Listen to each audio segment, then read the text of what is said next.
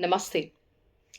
This video may disrupt your calm, but trust me, you need it. Because what you think is your calm may not actually be what you think about it. So today's topic is the Matrix.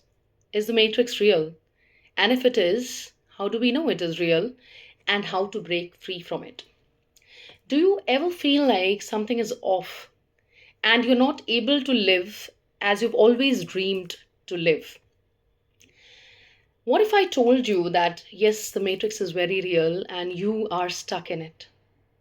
The Matrix is not like the movie Matrix exactly, but yes, there is an invisible system of control. So let us first understand what is the Matrix. Matrix, as you can understand in your own life, is an invisible system of control. What is this invisible system of control? It includes societal expectations, materialism, fear based news, media, programmed beliefs, and disconnection from the truth of the soul. What we call as spiritual is actually, or what we call as spiritual awakening or waking up, is actually waking up out of the matrix and realizing, oh my God, I was caught in it. So, what do we understand with societal expectations? Let me begin by giving you some examples. Societal expectations: a girl should get married at this age, a boy should get married at this age, everyone is meant for marriage, everyone is meant for reproducing. Today, when I was going to buy a few things from the market, I saw, because I live in a place which crosses by a semi urban place as well on my path, I saw a cow and a buffalo tied together. Now, wherever they went for eating, for drinking water, or whatever, they were tied together. And I was just wondering, this is so cruel. But right at the moment, this thought came to me that isn't this what we actually do in marriage as well? We don't consider what these two people, the man and the woman, they are thinking about each other. Do they really love each other? Do they really want to spend their life with each other? Yet we get them married. Sometimes without even asking them, in fact, more number of times, without even asking them or considering what they really want. And then what are they left to do? Reproduce themselves. Think about materialism. We are so fond of, in fact, I'd rather use the word addiction. Addicted to having so many clothes, so many jewelry, having a big house, and when you party, we party on unhealthy food. Materialism. Fear based news and media. We always, most of the times, we watch news which create some kind of fear. Most of the news, if you watch, they're either about something wrong that has happened. Do you think in the entire world only wrong things are happening? Don't you believe there are some good things happening? But does the media cover it? Most of the time, it does not cover, because it will not get its TRP, right? So it will get lesser people. The mind has been shaped in a manner, the mind has been conditioned since childhood to live in a fear based world. If the child doesn't listen to you, what does the parent do? They slap the parent, they slap the child. Or they tell them the stories: if you don't do, you know what? There's a witch that is going to come, or someone is going to kidnap you. We live in a fear based world. We have programmed beliefs. Have you ever thought, why are we all just imitating each other? चार लोग चार लोग क्या कहेंगे? What are people going to think about us? We're so concerned about the people that we have forgotten to live our lives. Right? We wonder, if I don't do this, my parents will be questioned that they were not good parents and they have not done good parenting. Programmed beliefs. Everyone has to become an engineer, doctor, IAS officer. Why? Are we Maggie packets? As I've always asked this question. We are created by God for for God's sake. How can we be just the same? And how can everyone have, just the same skills? How can everyone just be born to be the same engineer, doctor, and IAS? We think that religion is the path to God. But how come religion creates hatred? How do we have this illusion of separation? At one hand, we say we all come from God.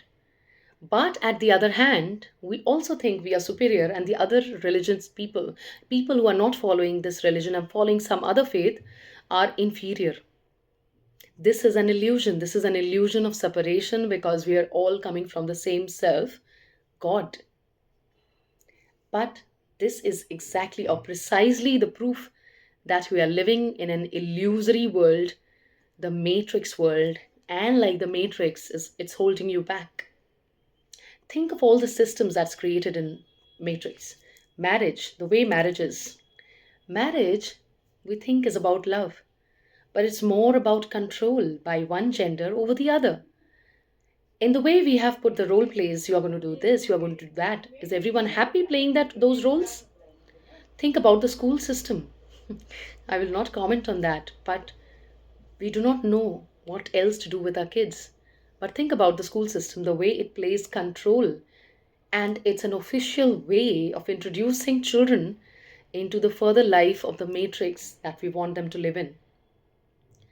We're just meant to be reproducing. There was, in fact, indeed a dialogue in that movie Matrix wherein he says that we hate humans. You're just reproducing yourselves. There is no original thought, if you see. Everyone has the same dreams. We want a big house, we want so many cars, and maybe for men, there is even more like a bigger rat race. We want beautiful women, and perhaps if we are earning a lot, we want more women. Women have been decimated into physical beings. Do you think we are living in a real world at all? We imitate each other. If they have got that, I also need it. There are fashion trends. We officially follow each other. And then we follow those rules we do not even know who has made. And there are so many disparities that I've already talked about: fear, hatred, patriarchy. So many systems just there only to hold us back. I remember teaching a poem to class 10th, Animal, wherein it talks about that, the poet says that I can live with the animal, you know, in a much easier manner because animals are not difficult to understand. You sit with the dog and you feel healed because the dog will unconditionally understand you, your emotions, how you're feeling, and be there for you unconditionally. Think of humans. Supposedly we can speak, but what about our communication skills? When we love someone, we are unable to tell them that we love them. Think about siblings, they keep fighting with each other. But think about your boss. You may be hating your boss, but you say the most beautiful and the sweetest things to them ever. We are not what we speak. We don't mean what we speak, and we don't speak what we mean. What we think of as peace, what I said in the beginning, this is going to disrupt your peace. So, what we think of as peace is actually ignorance. What we think of as love is actually affection, sex, and that too also to undue levels. What we think of as happiness, like having a big house, so many clothes, things like that, they're actually addictions. And I don't think I need to tell you that you are caught into it because by this time you must have understood that the very programming has been done deep inside the brain, deep inside our minds. We are made to feel disconnected. We are made to feel, we are searching for something outside us. And the very trick is that the key is deep within. If you feel constantly anxious, stuck, and drained out, you are caught into the matrix deep down. If you're chasing external successes but still feel unfulfilled, have you ever seen that, we make our goals, we reach the goal, and then that goal does not have much of a, wonder for us? When I spoke at my TEDx for the first time, I thought it's going to make me so happy. I did it, and after that, it meant nothing to me. I wrote my first book, and after that, it meant nothing to me. Whatever we are chasing, once we finally get it, means nothing to us because they are mostly external goals. We feel so pressurized to follow societal roles. If I'm a teacher, I let me be like this. If I'm a mother, let me be like this. If I'm a father, let me be like this. And if I'm a child to, my parents, there are again some norms and roles that I need to play. And when you play roles, you're not your real being. You are into duality. In fact, we bear multiple personalities and we are not ourselves at all. This is called the matrix world. We are made to feel disconnected with our intuitions and we think of everything very logically. Logic based on again the matrix ways. We have no choice in our life path. That is what we feel. But let me not just talk about what is the proof that we are hearing. I'm sure I managed to convince you. Let's talk about how to walk out of it. For some people, it happens naturally. Like for me, also, it happened naturally. Things happened, and I started walking my spiritual path. Initially, it was a very, very disastrous phase wherein I started realizing this is also an illusion. Why are we doing this? And I started questioning everything. I wanted to time travel, or I wanted to jump universes. I had no knowledge, and I read books and books to find little peace. So let me begin by telling you how to begin to walk out of the matrix. The very first thing which is required is awareness. The first step is actually seeing the matrix, like realizing, which you have already done. And believe me, your brain, the neuronic patterns are already changing as you're hearing me. You must begin by questioning every belief. Is this belief truly mine? If I want to lose weight, do I really want to lose weight because I want to lose weight or feel healthy and fit? Or do I want to lose weight because I want to be acceptable by someone or the society? That was just an example. Begin by questioning all your thoughts. You must reconnect yourself with your inner guidance.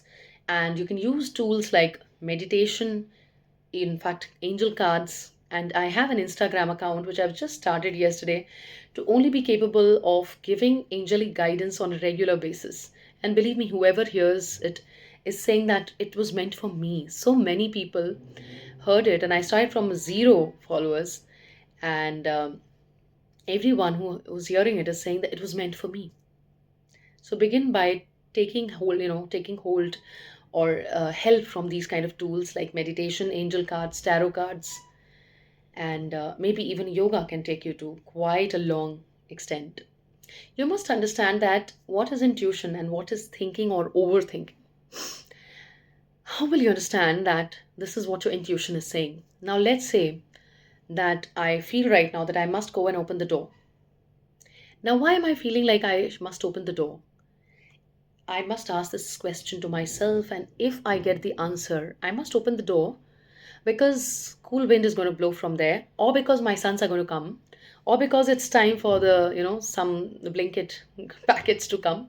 If I get the response, if I get the answer, that's not an intuition. Okay, and if it's a very comfortable suggestion that my mind has given me, it is not intuition. If you get a suggestion from your so called mind, or deep within you, you hear a voice which is saying, do this or don't do this, ask yourself why. If you don't get the answer, and the situation is not very comfortable, because your mind always needs those, you know, because of this, this is the reason, this is the reason. If you're not getting those answers, you're becoming uncomfortable, but you have the intensity of thought and emotion that I must do this or I must not do this. That is intuition. You must develop your intuition, and you must follow your intuition if you really want to walk out of the matrix. The next thing, which is very, very obvious, but I must talk about it, is to choose conscious living. You must prioritize alignment over achievement. You must follow joy over obligation. What do I mean by that? From the last 2, 3 years, I have watched myself, observed myself change drastically. When I wrote my first book, I wrote it over 6 nights because I understood I'm getting inspiration and let me just finish it off. And the book flowed, very easily. And I was just typing and it was flowing through me. But now, when I am set on YouTube, I have no hurry because I'm not looking forward to some external inspiration. Now I have enough trust in myself. And what I've replaced inspiration with is consistency. So now I have enough knowledge and understanding that consistency is the real thing that is going to take me, forward. That's going to bring about a long-term result. That is how conscious living happens. You prioritize alignment. How do you prioritize alignment? I have so many things to do. I have kids. I have a house to look after. I have a job. I have, YouTube, and I have, like, many other things that I really need to do. Maybe walking, maybe yoga, maybe meditation. So, can I just give 6 hours or give my sleep away to build up my YouTube in one day? I will not. So, that kind of an understanding, you must align what your body needs right now, what your mind needs right now, the company that you're surrounded with, is it right for you? The kind of food that you're eating, is it good for your body, or that is the reason why you're becoming lethargic? Are you walking enough? Are you doing yoga or exercise?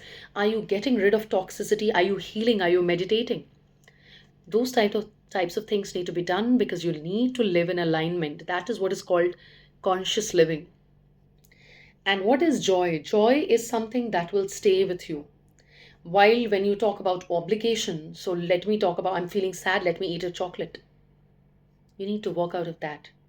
And then you'll see how drastically things change. Another advice I really want to give you is to detox your mind. Now, detox your mind can happen in a number of ways. The first way is not to go back to fear based media. Please see what media or what kind of content are you consuming, because content consumption is just the same as eating food. So if you eat junk food, obviously your body is going to suffer after that. So if you watch junk content, your mind is going to suffer after that. And mind can create or destroy your entire living. Please be, clear about that. Toxic conversations. And I feel drained when someone comes in front of me and starts talking about this person is bad, that person is bad. It's all right. Okay, I can rather stay away from those people and just lend them an ear when they really are heartbroken and they want to let it out. But people who on a regular basis are having toxic conversations, let them be away. Societal pressures. I am not taking the societal pressures. Like, I'm not taking the societal validations.